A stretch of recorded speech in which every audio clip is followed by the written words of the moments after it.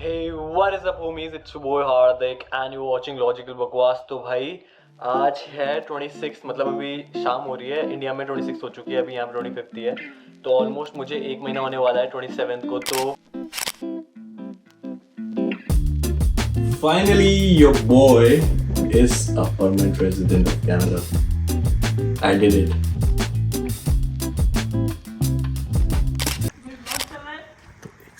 तो भाई मुफद्दल बहुत दिनों बाद आ रहा है, तो हम सबको पता ही है। और भाई मुफद्दल कुछ कहना है? भाई कुछ भाई नहीं इतने कहना। टाइम बाद मिल रहा है इंडिया ही जा रहे हैं वापस। भाई। तो अक्टूबर में जाएगा, मैं दिसंबर में जाऊंगा। एक बात बता हाँ भाई, आजकल के जो सिनेरियो है पीआर का, हाँ, उस पर क्या कहना है? कुछ नहीं कहना यार। स्किल्ड वाली जॉब होगी तो ही पीआर होगा, वरना नॉर्मल जॉब में तो अब पीआर बड़ा मुश्किल है। हैं तो तेरे को क्या लग रहा है? पता नहीं अब क्या होगा, पीआर होगा या नहीं। बंदे पूछ रहे थे मुफद्दल भाई का क्या हुआ। मुफद्दल भाई का नहीं हुआ है पीआर। भाई मुफद्दल भाई और क्यों हुआ है एक्सप्रेस मैंने संजीव। मुफद्दल एक बार बता भाई, हाँ, क्या वीडियो के लिए कुछ कहना है तेरे को लोगों को? कुछ नहीं कहना यार, क्या कहना है। भाई वर्क परमिट रिजेक्ट हो गया उसके लिए। तू झूठ बोल रहा है, कसम से? नहीं हुआ है तेरा कुछ, वो तू खाली खाली कर रहा है। भाई हो गया है तो भाई विड्रॉवल कैसे आया? रिजेक्शन आना चाहिए, इसने अपने आप से ही विड्रॉ कर लिया एप्लीकेशन। भाई मैंने कैसे करी अपने आप से? तो वो कर सकते हैं, वो ऑप्शन आता है वो अंदर। कैसे? मैंने तो नहीं करी। तो कैसे तेरे को रिजेक्शन हो गई? चल, अभी तक वो श्रेय की नहीं तेरे है। को लेटर पढ़ाता हूँ। ऐसे काम नहीं करना मंडे से। मंडे से काम ही रिजेक्शन आ गया भाई। तो भाई वो श्रेय को क्यों नहीं आ रहा है? उसके लिए 8 में को डाली है उसकी वो। भाई पढ़ इसको पढ़। तो कंट्री लीव करनी पड़ती है ना। नहीं तो कंट्री को नहीं कर, तूने इसी करके अप्लाई कर दिया।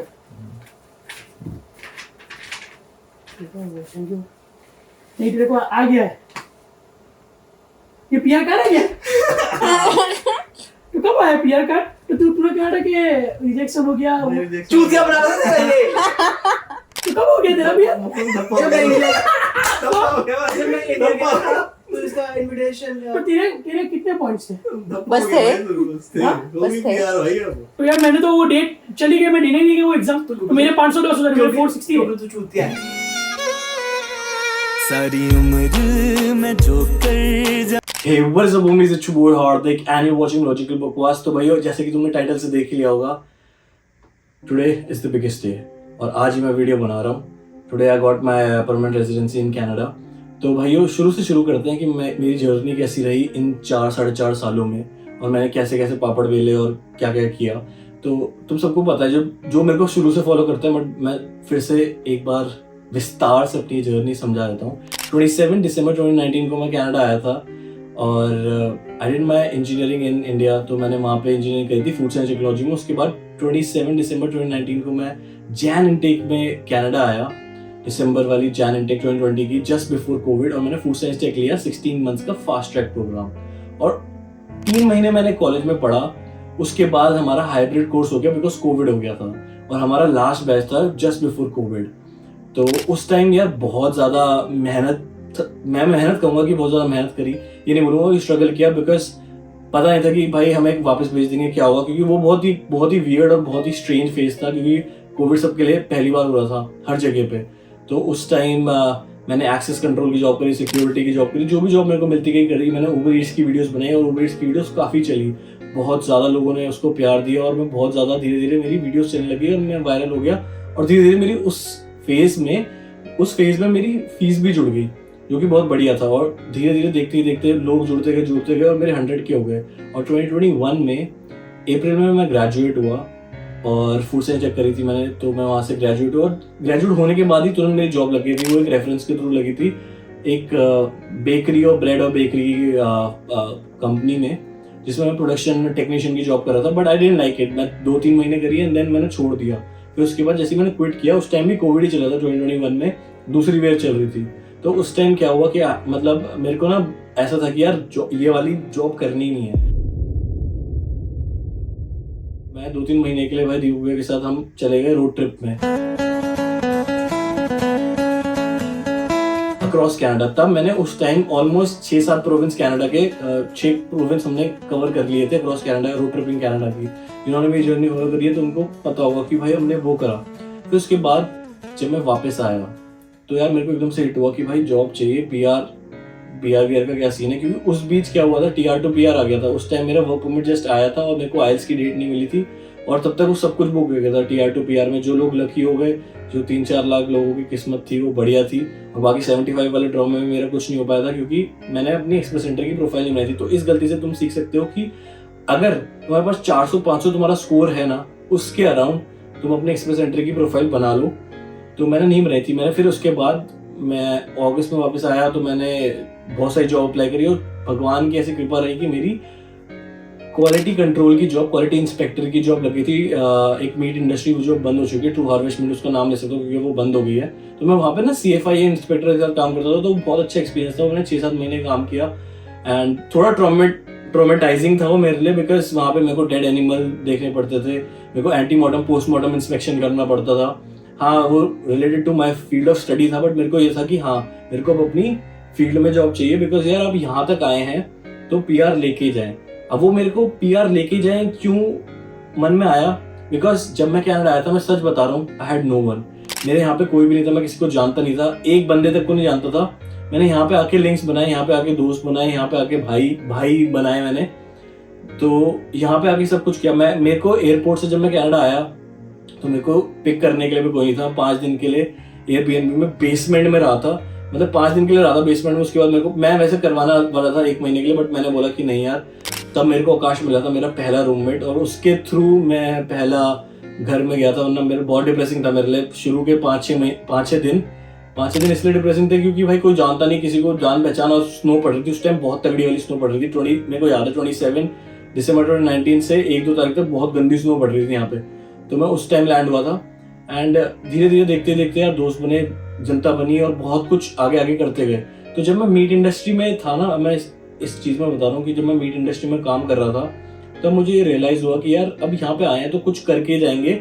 और जब मैं कनाडा आया था मेरा कोई प्लान नहीं था। I was giving my IMA का मैं पेपर दे रहा था, और मेरा कोई प्लान नहीं था कनाडा आऊँगा। भावेश के कहने पे मैं कनाडा आया, और मतलब भावेश मेरे कॉलेज का फ्रेंड था, उसके कहने पे मैं कनाडा आया था। मेरे को ऐसा मन भी नहीं था। फिर जब मेरे को वर्क परमिट मिला, और जब मैंने लोगों से इधर सुना कि भाई PR ले सकते हैं एंड बढ़िया है, फिर क्या हुआ कि तब मैंने सोचा कि हाँ भाई मेरे को PR लेनी है। पर जब तक मैंने सोचा कि मेरे को PR लेनी है ना, मेरे को ये भी नहीं पता था, टू बी वेरी ऑनेस्ट, कि मेरे को वर्क परमिट भी लेना है। मैं बिल्कुल भी ऐसे कुछ मोटिव से नहीं आया था, खाली भाई तीर मार दिया था बस ऐसी। तो फिर मैंने जब दूसरी जॉब करी, जब मैं मीट इंडस्ट्री में था, ट्रू हार्वेस्ट मीट में, तब मेरे को रियलाइज़ हुआ कि भाई मेरे को करना है, PR लेनी है। एंड देन जब तक मेरे को ऐसा रियलाइज़ हुआ, वो रियलाइजेशन हिट करती कि मेरे को PR लेनी है, तब तक क्या सीन हुआ कि स्कोर बढ़ गए और ड्रॉज भी बंद हो गए थे। पहले CC के ड्रॉ 2022 में बंद हो गए थे जब तक, बट फॉर्चुनेटली मेरे साथ एक अच्छी चीज़ हुई, 2022 में के मिडिल में बंद हुए थे। तो उस टाइम मेरी क्या हुआ, जनवरी में एक दूसरी कंपनी में जॉब कर गई, जहाँ पे मैं जॉब लगी, जहाँ पे मैं अभी भी जॉब कर रहा हूँ। तो वो 2 साल मैंने वहीं पे, 2.5 साल से मैं वहीं पे हूँ। तो मैं वहाँ पे जॉब करी, एंड मेरे पॉइंट्स कैसे हुए मैं उस टॉपिक पे आता हूँ। बट मैं तुम्हें अपनी जर्नी एक छोटे से सार में ये बताने वाला था कि मेरा जहाँ कोई मन नहीं था कनाडा आने का, वहाँ से मैं कनाडा आया, और मेरे को ये नहीं पता कि वर्क परमिट कैसे लगाते हैं और PR कैसे लेते हैं। वहाँ से ये जर्नी में बहुत ज़मीन आसमान का फ़र्क है। धीरे धीरे मेरे को पता चला कि क्या क्या करना है। और भाई बहुत लोग तुम्हें ये बोलेंगे कि भाई कनाडा में जॉब नहीं है, ये नहीं है, वो नहीं है।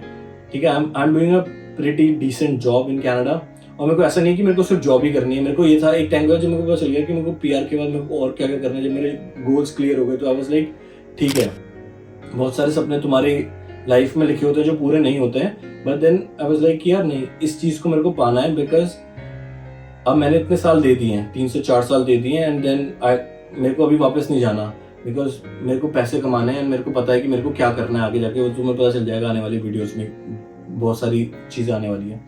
तो what I did was I give my IELTS मैंने 1 बार दिया, 2 बार दिया, 3 बार दिया, मेरे को वो डिजायर्ड बैंड नहीं मिल रहा था। और 8777 पे भाई आज की डेट में मैं आप सबसे हाथ जोड़ के रिक्वेस्ट करता हूँ कि 8777 वाला जो वो बहम था ना, उसको निकाल दो। 8777 से कुछ नहीं होने वाला आज की डेट में। मैंने 8.5, 7.5 इन राइटिंग, 7.5 जब मेरा राइटिंग में आया ना, उससे मेरा गेम चेंज हुआ पूरा का पूरा, क्योंकि 7.5 to 9 जो राइटिंग वाला बैंड होता है ना, उसका सेम मार्क्स लगते हैं। तो उससे मेरे को बहुत ज़्यादा मेरा स्कोर इंक्रीज हुआ। तो व्हाट आई डिड वाज कि मेरे को इंडिया से कोई एक्सपीरियंस नहीं था जॉब वॉब का, तो मैंने 4 साल की पढ़ाई करी। फिर यहाँ पे 1.5-2 साल की जो पढ़ाई थी वो उसके पॉइंट्स लगे, मेरी एज के पॉइंट लगे क्योंकि एज के मेरे पूरे पॉइंट्स थे, ठीक है। फिर उसके बाद मैंने आईएल्स दिया, आईएल्स में मेरा टॉप स्कोर था ताकि मेरा मतलब पूरे स्कोर लगे। फिर स्टिल तब भी मैं ना अराउंड 500 कुछ 480-470 पे ही टच कर रहा था। और मेरी किस्मत ऐसी थी कि जब मेरा 478 स्कोर हुआ ना तो 481 का ड्रॉ आया था, उसके बाद ड्रॉ ही बंद हो गए 2-3 महीने तक। लास्ट ईयर की बात है, लास्ट ईयर अक्टूबर में 500 का ड्रॉ आया, 481 समथिंग कोई ड्रॉ आया था, 81-82 आई थिंक ऐसा ही कोई ड्रॉ आया था, उसके बाद ड्रॉ बंद हो गए थे। तो ना मैं साइंस टेक में फॉलो हो रहा था बिकॉज मेरा जो नॉक कोड था 2211 which is biotech, food technologist और क्वालिटी में जो भी काम करते हैं उनका होता है, वो नॉक कोड ही कहीं नहीं था। तो आई वाज मेरे को बहुत ज़्यादा स्ट्रेस होने लगा था कि भाई क्या करूँ। बट देन फिर मैंने एक सर्टिफिकेट ऑफ क्वालिफिकेशन होती है, तो आप कभी भी किसी फील्ड में हो ना तो उसमें COQ होता है, सर्टिफिकेट ऑफ क्वालिफिकेशन। अगर आप सर्टिफिकेट ऑफ क्वालिफिकेशन का कोई भी एग्जाम दो, जैसे शेफ के लिए कोई एग्जाम होते हैं, ठीक है, 50 पॉइंट्स के लिए, और रेड सील बेसिकली तुम्हें बस ये देखना है कि कौन कौन से एग्जाम वैलिड है जिससे तुम्हें 50 पॉइंट्स मिल सकते हैं, तो वो एग्जाम जरूर दे देना। बहुत हेल्प होती है उससे कि अगर तुमने स्किल ट्रेड का एग्जाम दे दिया ना तो 50 पॉइंट मिल जाते हैं उसके। तो बहुत सारे लोग ये वाला रूट भी लेते हैं। तो मेरे जब 478 से 481 उसका ड्रॉ आया, फिर मैंने और मेहनत करी, मेरे 2 साल का एक्सपीरियंस, 3 साल का एक्सपीरियंस लग गया, तब मेरा 528 ऑलमोस्ट मेरा 528 स्कोर बन गया था। ये सारी मेहनत करके और सर्टिफिकेट ऑफ क्वालिफिकेशन भी लगाया था मैंने, तो उसकी वजह से मेरा 528 स्कोर बन गया and it was pretty good for me. तो तब मैंने लगाया और तब पता क्या हुआ, 528 जब मेरा स्कोर लगा दिया था मैंने, तो उस टाइम क्या हुआ कि ड्रॉज आने बंद हो गए। नवंबर दिसंबर कोई ड्रॉ ही नहीं आया, जनवरी ड्रॉ आया बहुत हाई, फरवरी ड्रॉ आया बहुत हाई, मार्च आया हाई। तो मतलब ऐसा हो रहा था कि 528 को कोई टच ही नहीं हो रहा था, मतलब वो इतना ज़्यादा वो हो गया था कि मेरा ड्रॉ ही नहीं आ रहा था। मेरे को लगा मैंने उंगली छोड़ दी थी। फिर अचानक से भाई कहीं से मेरा मई में एक्सपायर होने वाला था वर्क परमिट, 2024 मई को मेरा वर्क परमिट एक्सपायर होने वाला था। और फॉर्चुनेटली भगवान की कृपा ऐसी रही कि उसी के 1 महीना मतलब उसी के अराउंड मेरा ड्रॉ आ गया and my file got picked. और विद इन 3 मंथ्स, ये सब मेरे ना 3 महीने में हुआ। मेरे बायोमेट्रिक रिक्वेस्ट टाइम, मेडिकल मेरे को कराने की जरूरत नहीं हुई। तो ये सब इतना जल्दी हुआ कि 3 महीने में मेरा PR प्रोसेस हो गया और अभी मेरा PR कार्ड भी आ गया। ह्यूमन बिहेवियर के बारे में उस दिन हमने कुछ जाना। दोस्त फेल हो जाए तो दुख होता है, लेकिन दोस्त फर्स्ट आ जाए तो ज्यादा दुख होता है। इसका भी PR हो गया।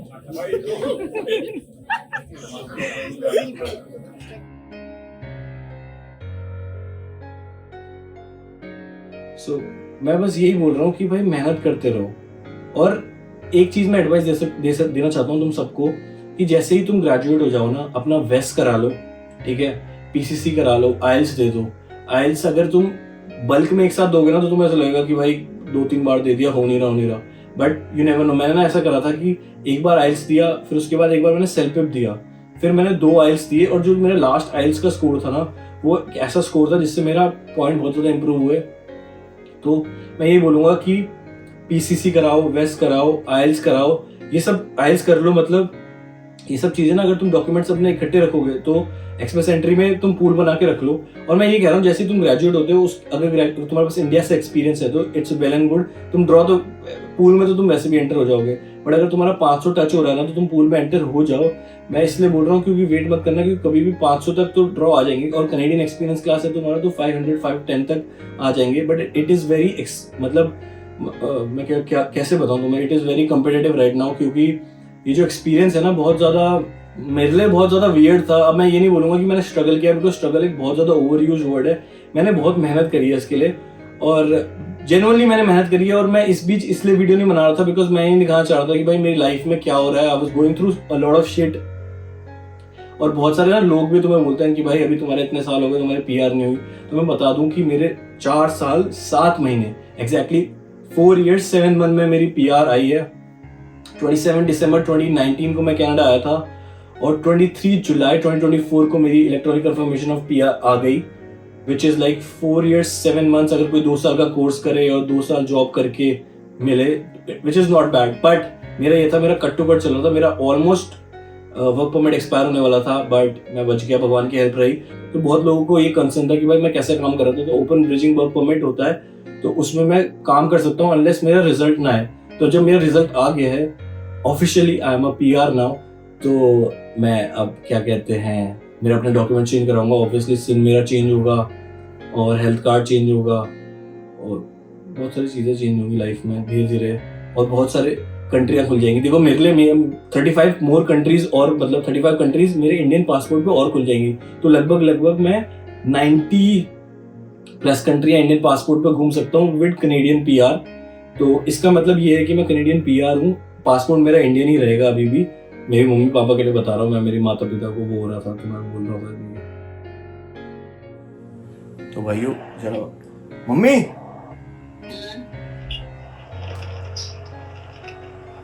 ये चेक करो आ गया। हाँ मैं दिखा रहा था आपको कि नहीं मैं अभी भी इंडियन हूँ, बस ऑफिशियली मैं NRI हो चुका हूँ। सो यार guys that's pretty much it. और भाई मैं यही कहना चाहता हूँ कि मेहनत करते रहो और सपने देखो, सपने जरूर पूरे होते हैं। और लोग आएंगे बीच में, लोग बोलेंगे कि भाई ये नहीं हो सकता, वो नहीं हो सकता, ये बेकार है, वो बेकार है, पर जो तुम्हारा मन करे ना कहे और वही करो। और ऐसा नहीं है कि कनाडा में अपॉर्चुनिटी नहीं है, ऐसा नहीं है कि इंडिया में अपॉर्चुनिटी नहीं है, UK में US में कहीं अपॉर्चुनिटी नहीं है। अपॉर्चुनिटी हर जगह है, वो बंदे के ऊपर है कि उसको कहाँ पे मिलता है अपॉर्चुनिटी। और उसको बहुत सारे बंदे ना मैं देख रहा हूँ कि अब बहुत क्रेव कर रहे हैं बिकॉज बहुत ज्यादा हाई स्कोर आ रहा है। तो वो हाई स्कोर भी इसी वजह से आ रहा है बिकॉज बहुत ज्यादा लोग हो चुके हैं, और वो बहुत ज्यादा लोग अपने ही बंदे हुए हैं, और अपने बंदे आके यहाँ पे गन मचा रहे हैं, वो तुम सबको ही पता है। उसकी वजह से लोग किलस भी रहे हैं, चिढ़ भी रहे हैं। अभी यंग इंडियंस में देख लो आप नाचते हुए, उनको लगता है वो बहुत कूल है, बट वो कूल नहीं है, और उसके नीचे कितने ज्यादा रेसिस्ट कमेंट होते हैं। तो इस चक्कर में रेसिज्म भी बढ़ रहा है इंडियंस के खिलाफ all across the globe. But मैं बता रहा हूँ इंडियन के बिना काम भी नहीं होने वाला।